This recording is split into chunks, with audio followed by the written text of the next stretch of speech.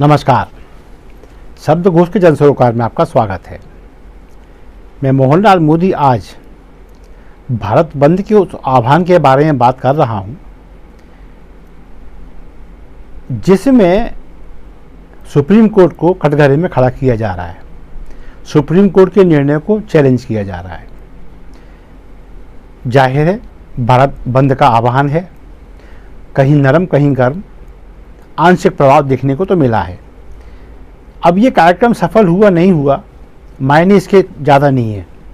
मायने इस बात की है कि ये बंद कितना उचित था, कैसे बुलाना चाहिए था, और क्या इससे वाकई में जो दलित शोषित वर्ग है वो प्रभावित होने जा रहा है। इस पर बात करते हैं। सबसे पहले हम ये देखते हैं कि सुप्रीम कोर्ट ने क्या कहा।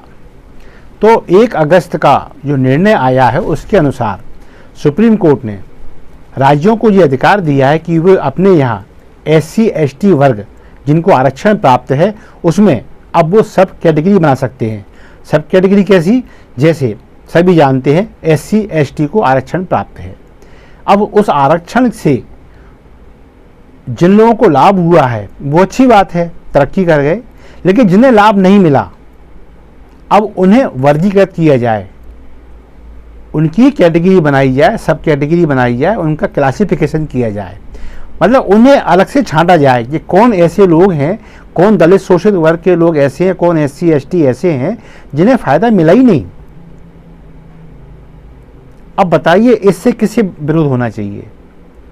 भाई आज मेरे परिवार में यदि 4 में से 3 लोग तरक्की कर गए हैं या 2 लोग तरक्की कर गए हैं, और यदि इस परिवार का मुखिया ये कहता है कि अब मदद उन्हें मिलना चाहिए जो 2 लोग सबसे कमज़ोर रह गए हैं, जिन्हें तरक्की का मुंह देखना नसीब नहीं हो पाया, जिन्हें सामाजिक या आर्थिक स्तर पर तरक्की नहीं मिल पाई, तो यदि घर का मुखिया ये कहता है कि अब ये जो 2 या जो 1 शेष रह गए हैं, वंचित रह गए हैं, अब इनको आरक्षण का लाभ मिलना चाहिए, तो इसमें गलत क्या है? लेकिन SC ST वर्ग के नाम पर, हिंदुओं को तोड़ने के नाम पर धर्मनिरपेक्ष नेताओं को एक बहाना चाहिए होता है। ये हर उस चीज को चैलेंज करते हैं जिससे हिंदुओं का कुछ भला हो रहा होता है। जैसे सुप्रीम कोर्ट का जो निर्णय आया है उससे एक बात तो स्पष्ट है कि अब उन SC ST वर्ग के उन लोगों का भला होने जा रहा है जिनकी अभी तक किसी ने सुध ली ही नहीं, जिन्हें कोई बैंक लोन मिला ही नहीं, जो नौकरी तक अभी पहुंचे ही नहीं पाए, जो शिक्षा से भी तक वंचित ही बने रहे। सुप्रीम कोर्ट के निर्णय से ऐसे लोगों को फायदा होने जा रहा है, लेकिन फिर भी दलितों और आदिवासियों की राजनीति करने वाले लोग हायतों को मचा रहे हैं और उन्हें बंद का आह्वान कर दिया। अब मैं ये भी देख रहा हूं कि जो सड़कों पर इस बंद को सफल बनाने के लिए एड़ी चोटी का जोर लगा रहे हैं, उनमें वो लोग कम दिखाई देते हैं, वरना बल्कि दिखाई नहीं देते जो लोग SC ST वर्ग का होने के बावजूद अब तरक्की पा गए हैं। वो कोई साहब बन गए, वो कोई व्यापारी बन गए, वो कोई बड़े या छोटे उद्योगपति बन गए, वो कोई जनप्रतिनिधि बन गए, विधायक मंत्री या सांसद बन गए। ऐसे लोग मुख्य आयोजक के रूप में अपनी दुकान को बनाए रखने के लिए तो दिखाई दे रहे हैं, लेकिन जो सकल तबका है तरक्कीशुदा वो उस पर नदारद है। तो फिर दिखाई कौन दे रहे हैं? दिखाई वो दे रहे हैं जो आज भी कमज़ोर हैं, जो आज भी किसी के फॉलोअर्स हैं, जो आज भी किसी का समर्थन करते हैं, लीडरशिप उनकी खुद की नहीं है। वो लोग उपद्रव कर रहे हैं, या उपद्रव नहीं कहूँगा, सॉरी, वो लोग आंदोलन में लगे हुए हैं, पुलिस की कहीं कहीं लाठियाँ भी खा रहे हैं।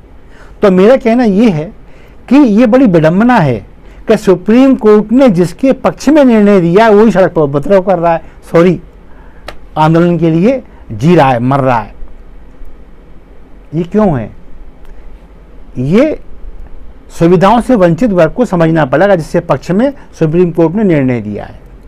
हो क्या रहा है इसमें कि यदि सुप्रीम कोर्ट के निर्णय पर अमल होता है तो फिर जब क्लासिफिकेशन होगा, जब सब कैटेगरी बनेंगी, तो इस कैटेगरी में वो लोग नहीं आ पाएंगे जो विधायक बन गए हैं, सांसद बन गए हैं, नगरीय निकायों में आपका जनप्रतिनिधि निर्वाचित हो गए हैं, या उनके माध्यम से उनकी सामाजिक स्थिति, आर्थिक स्थिति अब अच्छी हो गई है, उसमें से वो लोग हट जाएंगे अब जो आरक्षण का लाभ पाकर अब एक सम्मानजनक जीवन जी रहे हैं, कोठी बंगले उनके पास अब आ गए हैं। दरअसल वो बाहर हो या ना हो, प्राथमिकता उन्हें नहीं मिलेगी। अब बाहर की तो बात ही नहीं है। दरअसल प्राथमिकता किन्हें मिलेगी? जो आज भी तेंदुपत्ता बीनने के लिए मजबूर हैं, महुआ बीनने के लिए मजबूर हैं, लकड़ियाँ जो जलाऊ लकड़ी है उसे बेचने के लिए मजबूर हैं, मजदूरी कर रहे हैं, जूते पे पॉलिश कर रहे हैं, जूते सी रहे हैं, ऐसे लोगों को प्राथमिकता मिलेगी। ध्यान रहे, किसी को हटाया नहीं जा रहा है, बल्कि ये तय किया जा रहा है कि जो वाकई में अब दीनहीन है उसकी चिंता की जाए। सुप्रीम कोर्ट ने ये निर्णय लिया है। लेकिन धन्य है, आंदोलन में सबसे आगे वही वर्ग है जिसके पक्ष में फैसला किया है।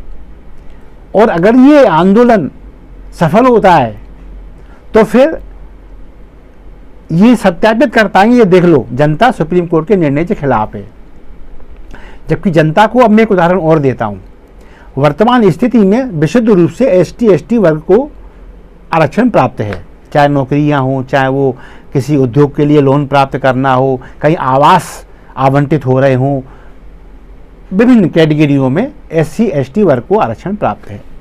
अब मान लीजिए कि मान लीजिए प्रधानमंत्री आवास है कोई, ये एक है, उदाहरण दे रहा हूं, ये एक है, और ये एक आवास किसी SC/ST वर्ग के व्यक्ति को दिया जाना है, ठीक है। अब इस SC/ST के लिए आरक्षित इस आवास के लिए मान लीजिए एक कोई वन संपदा को बीन कर अपना गुजारा करने वाला व्यक्ति आवेदन करता है, या फिर एक कोई जूते चप्पल पे पॉलिश करने वाला मेरा चर्मकार बंधु आवेदन करता है, ठीक है। और दूसरी ओर इसी वर्ग का कोई विधायक, सांसद का लड़का, इसी वर्ग के किसी उद्योगपति का लड़का, इसी वर्ग के किसी IAS IPS का लड़का या उसका उनका रिश्तेदार आवेदन कर देता है, अथवा उद्योग स्थापित कर, अभी आवास पे रहते हैं, जब ये आवेदन सामने आएंगे तो एक व्यवहारिक ज्ञान की बात कर रहा हूं मैं, नियम कानून की बात नहीं कर रहा हूं। तो मेरा सवाल ये है कि इसमें से जो लाभ देने वाला अधिकारी वर्ग है वो किसको प्रायोरिटी देगा? अगर व्यवहारिकता की बात करें ना, तो वो किसी विधायक, सांसद या मंत्री के बेटे को ऑब्लाइज करना चाहेगा, वो किसी IAS IPS के बेटे अथवा रिश्तेदार को अनुग्रहित करना चाहेगा, वो किसी बड़े सरमाएदार के परिवारजन को, रिश्तेदारों को अनुग्रहित करना चाहेगा। वो आखिर एक उसे क्या मतलब जूते चप्पल पे पॉलिश करने वाले, उसे क्या मतलब वन संपदा बीन का अपना गुजारा करने वाले से। अब आते हैं छोटे मोटे धंधे के लिए, उद्योग के लिए लोन वाले मामले में। मान लीजिए कि किसी एक बैंक शाखा को कलेक्टर महोदय द्वारा ये टारगेट दिया गया है कि आपको इस महीने में अमुक योजना के तहत किसी एक बेरोजगार को उपकृत करना है। मान लीजिए राशि 30 लाख रुपए आपको लोन देनी है। अब मैं फिर उदाहरण देता हूं।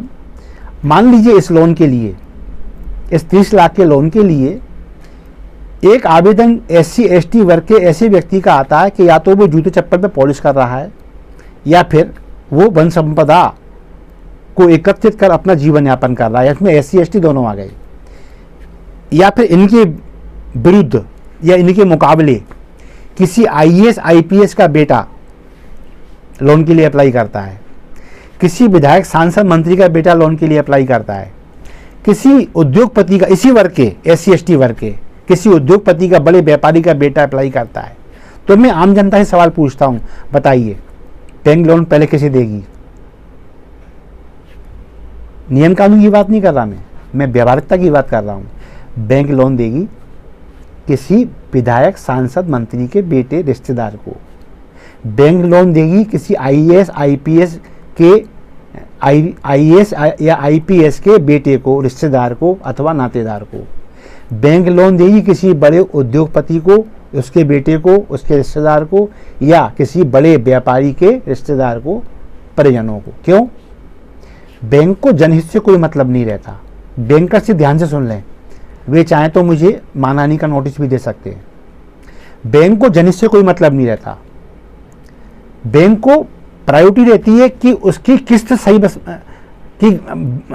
किस्त की गारंटी कहाँ से है कि रिटर्न आएगा। तो जाहिर है रिटर्न बेचारा वो, मैं ये नहीं कह रहा कि वो बेईमान निकलेगा, हो सकता है वो उद्योग पाके सफल उद्योगपति बन जाए, वो वन संपदा बीनने वाला, वो जूते चप्पलों पे पॉलिश करने वाला, संभव है सफल हो जाए, समय पे किस्त तो वो भी देगा। लेकिन नहीं, बैंक जोखिम वो लेना नहीं चाहती। बैंक लोन देगी इधर वाले को जो पहले से सरदार हैं, जो पहले से क्रीमी लेयर में आ चुकी हैं, जो पहले से सामर्थ्यवान हैं। दरअसल यही वो जगह चीज है जो वास्तविक रूप से जिन्हें आवश्यकता है, पैसे की, लोन की, आवास की, नौकरी की, सुप्रीम कोर्ट उनके लिए अब सब कैटेगरी बनवाना चाहता है। वो ये कहना चाहता है सरकारों से कि आप अपने यहाँ ऐसे लोगों को पहचानो जो अभी भी सुविधाओं से वंचित रह गए हैं, अब उन तक भी सुविधाएं पहुंचाई जाएं। लेकिन जब ऐसा होता है तो देखो, रोटी तो एक ही है। अब उस रोटी एक को चाहे विधायक, सांसद, मंत्री खा लें, कोई उद्योगपति खा ले, कोई व्यापारी खा ले, कोई IPS IAS खा ले, या फिर ये रोटी उसके हाथ में पड़ जाए जो वाकई में भूखा है। अगर ST की बात करें तो वो वन संपदा बीन कर गुजारिश करने वाला, और SC की बात करें तो कोई सफाई कर्मी। तो बात सिर्फ इतनी सी है कि जिस वर्ग के लिए सुप्रीम कोर्ट ने निर्णय लिया उसे समझना चाहिए कि उसके भले के निर्णय को ये क्रीमी लेयर में बैठे लोग किस तरह घुमा फिराकर आपको दिग्भ्रमित कर रहे हैं और आपको झोंक दिया एक आंदोलन को सफल बनाने में। और ताज्जुब है, आप अपने खिलाफ खड़े एक आंदोलन को सफलता प्रदान करने के लिए खून पसीना एक किए दे रहे हैं। इसीलिए कहते हैं शिक्षा अनिवार्य है, पढ़ो लिखो, समझदार बनो और अपने अधिकारों को जानो। बस इसी के साथ मैं मोहनलाल मोदी आज कार्यक्रम को विराम दूंगा। फिर किसी मुद्दे के साथ आपके सामने आऊँगा, तब तक के लिए आज्ञा दीजिए। और हाँ, यदि हमारे कंटेंट जन सरोकारों से युक्त हैं तो प्लीज़ इन्हें शेयर करें, इन्हें लाइक दें। और हाँ, शब्दघोष आपका अपना चैनल है, इसे सब्सक्राइब करना ना भूलें। धन्यवाद। जय हिंद, जय भारत।